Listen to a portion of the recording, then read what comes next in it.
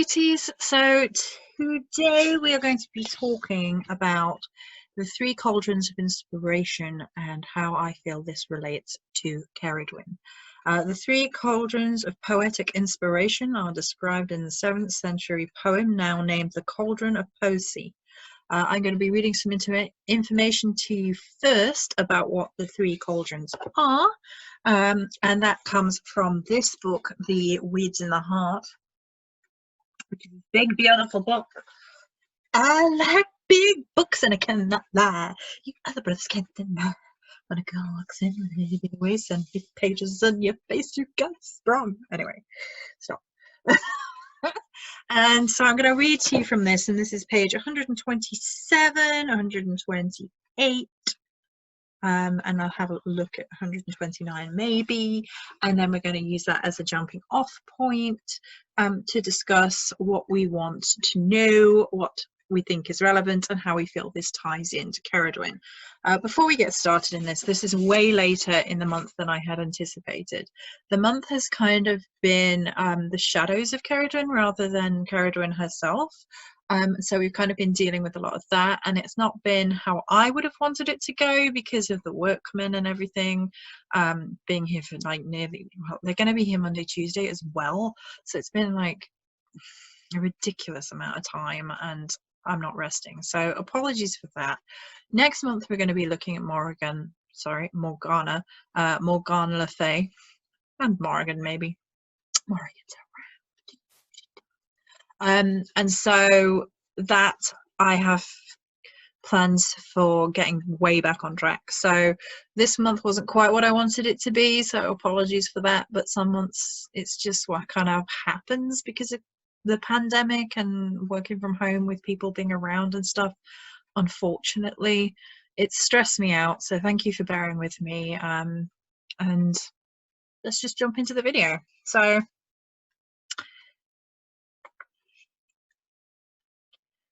when I first introduce people to different ways of perceiving plants, we explore the differing perceptions of heart, head, and hara being gut or womb, which is interesting. That's a nice different name for it rather than calling it just womb space, which, as we've talked about in the past, has some issues with regards to that.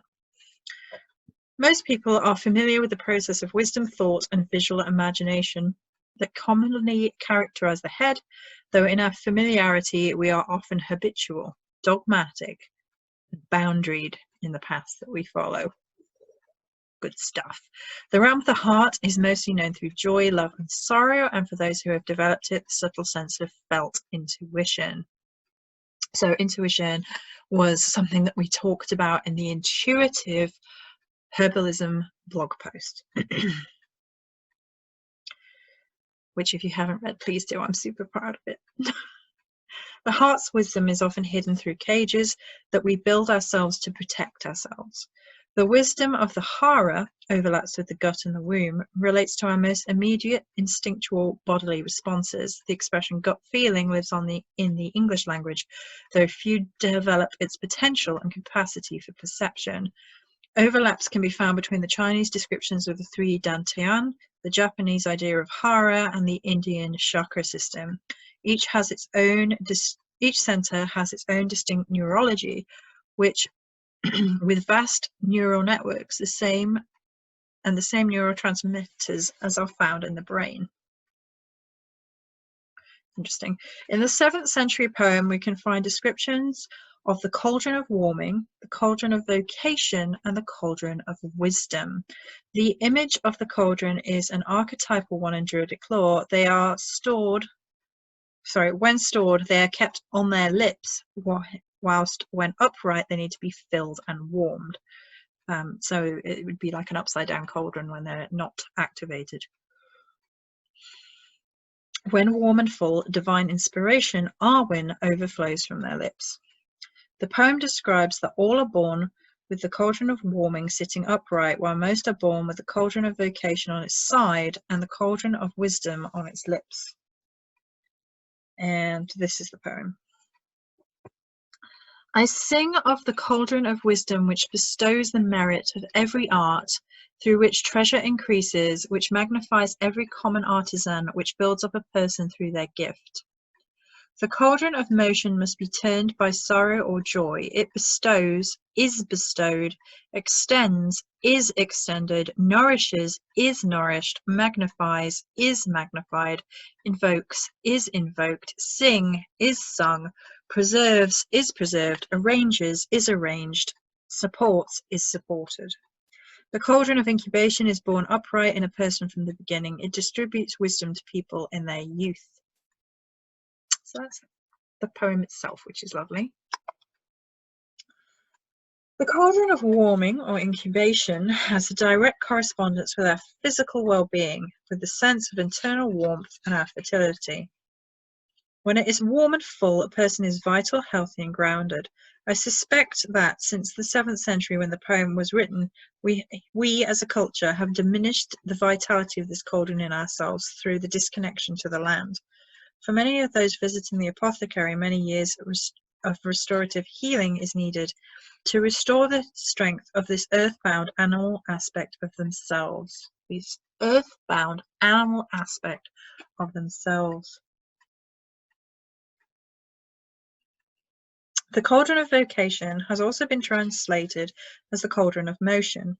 It starts on its side but turns, matures, and fills as we remember who we are and actively bring our gifts to the world.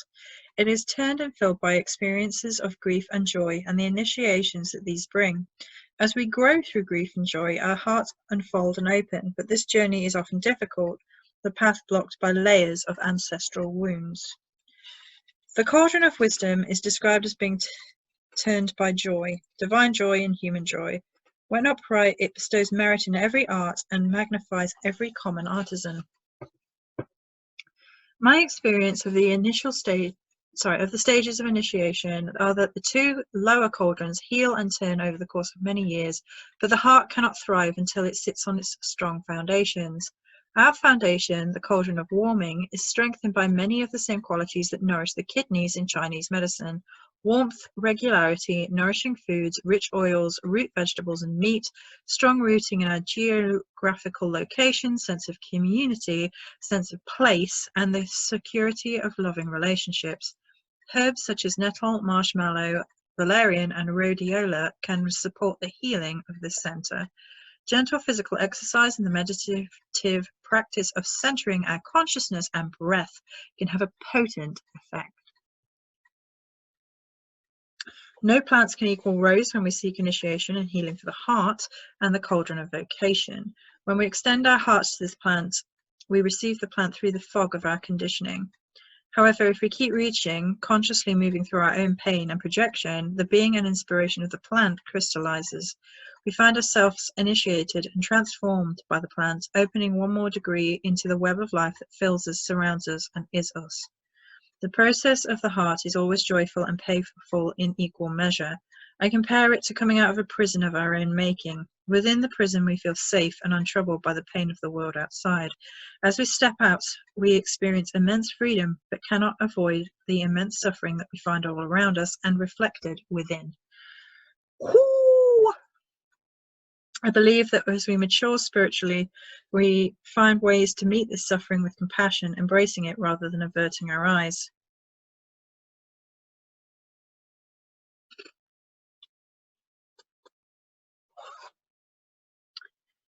She talks about rose for many pages, which would be great, but it's not quite what we were looking for. Wow, it does go on about rose for quite some time. Oh, and that was it, was it? It doesn't actually, right, okay.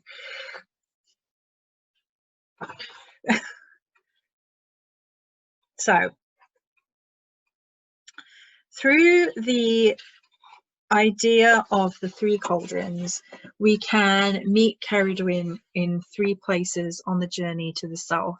So the journey as shown from the top of the hill down to the barrow, going down the hill and into the dark half of the year, towards the dark half of the year, works as if we consider the barrow place, a place of the mound, the funeral mound, to actually of itself be a cauldron. It's going down into the womb of the earth. So the 3 cauldrons we meet along the road are actually part of ourselves. So it kind of feeds into that beautiful idea of a self journey as we walk the path. So if we have the cauldron of incubation, which is born upright in a person, and the cauldron of incubation is connected to the physical self, the gut, the womb, and the hara. Is that correct? Yeah.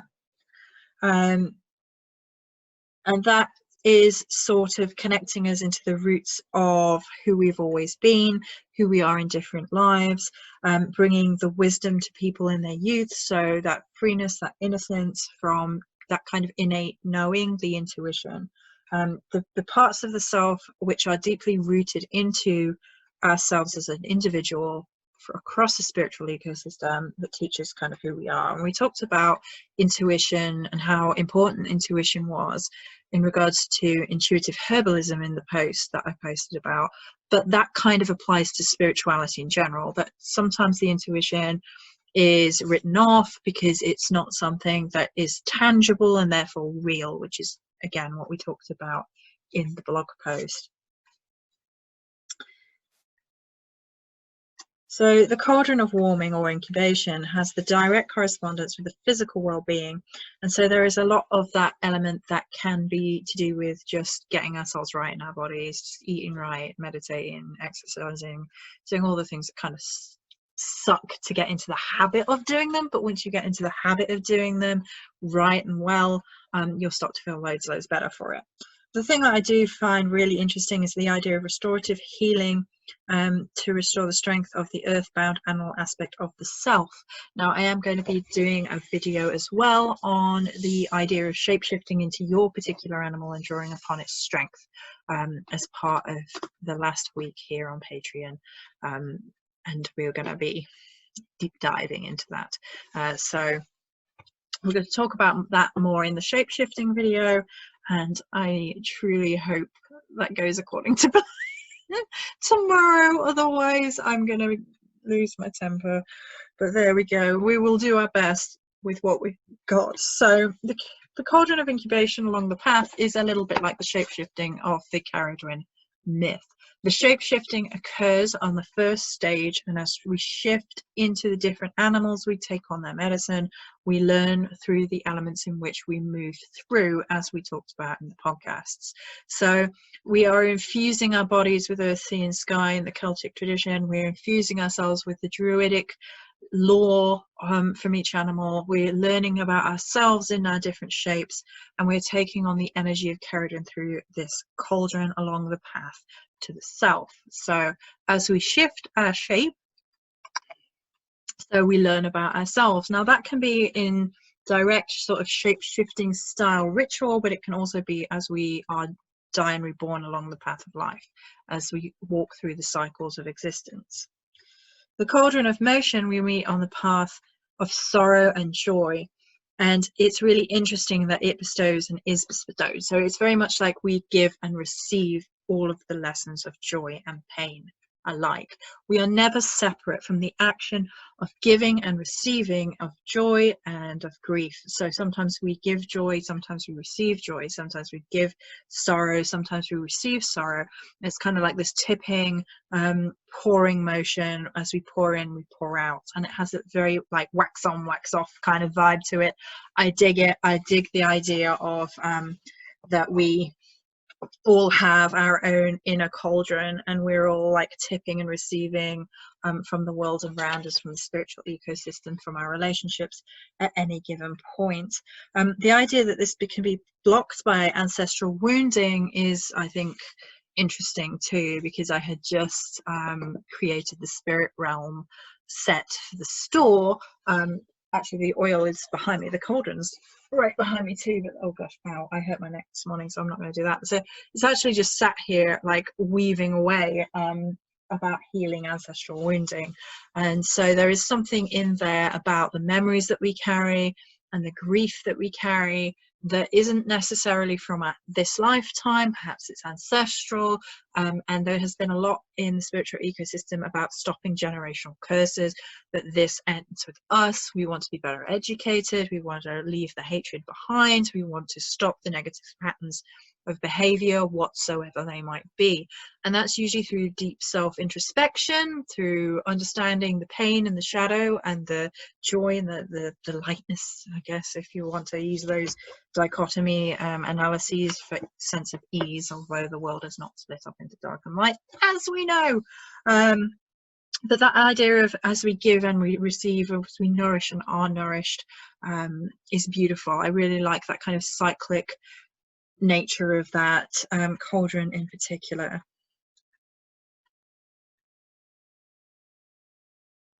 The cauldron of wisdom then, which bestows the merit of every art, through which treasure increases, which magnifies the common artisan, which builds up a person through their gift, is very much met along the path of the journey to the self, of discovering who you are, creativity and inspiration. So that is the path to Arwen, and Arwen being divine inspiration and the mixture of who we are when we create, how we gift to the world, how we perceive the world and gift to the world.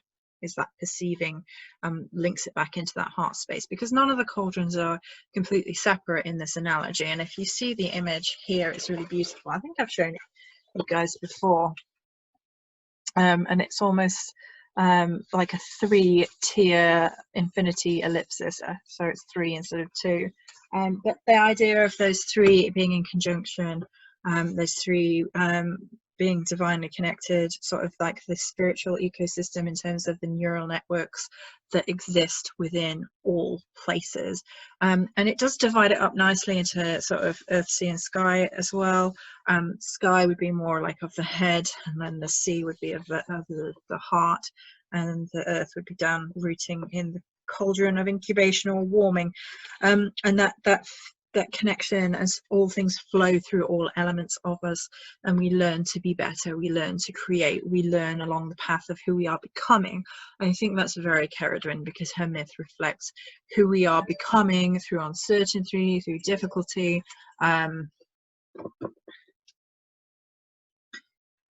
through hardship, through shape-shifting, and all that good stuff. Why is it that the minute I start recording, people start sending messages? You haven't had any messages all day, and then people are like, oh, I vibrationally felt you were recording, it's time.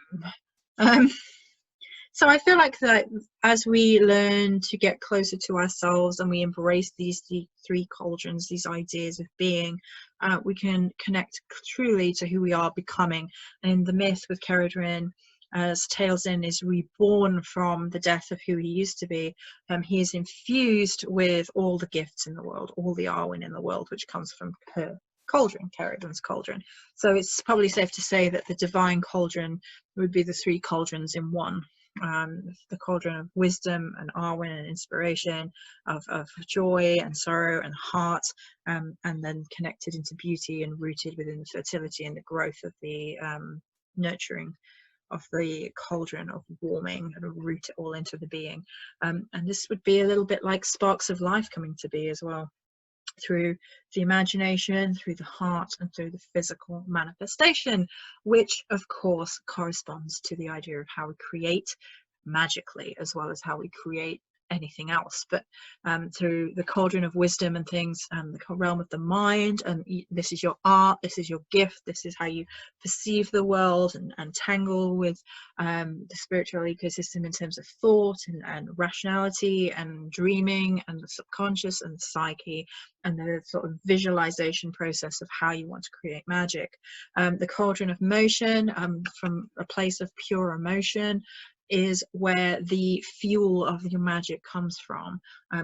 Spells are usually sort of fueled by need, by that pull of the emotional heartstring, that desperate need for something, or like if it's on the flip side, if it's spurred on by grief and anger, but that's kind of like that desperate need for wrath or justification, whatever it might be. So like the emotional center of the cauldron then infuses that thought process into much more powerful, and then in incubation it would be made manifest, and we would use for physical self, the physical body, the physical tools, to ground that into our physical reality and create a spell. So that would be very beautifully synchronistic in terms of how we would cast spells through the 3 cauldrons, which of course Keridwen is concerned with her wisdom, witchy wisdoms, and how she would create magic is sort of reflected there, I feel, through those 3 cauldrons of beings. It's kind of like self-alchemy and magic alchemy in one